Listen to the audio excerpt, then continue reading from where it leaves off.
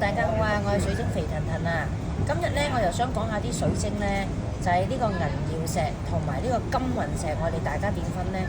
其實好多客人咧都會問啊，兩隻都係銀色，咁我哋應該仔細，我哋應該最準確係應該點樣分別咧？其實就好簡單嘅。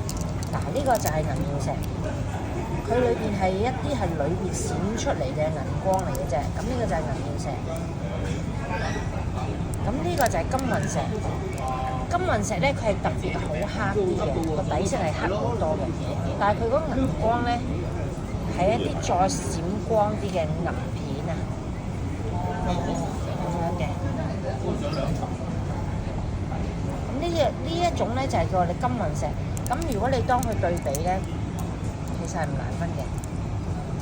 一個係再漆黑啲嘅，一個係冇咁黑嘅。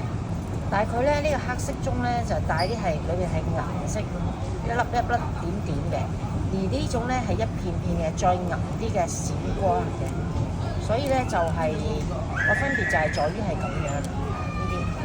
咁所以咧呢啲條片咧就教一教大家，同大家分享下金雲石同埋係銀曜石嘅分別啦。多謝大家多啲點讚、收藏、訂閱、分享啦，多謝。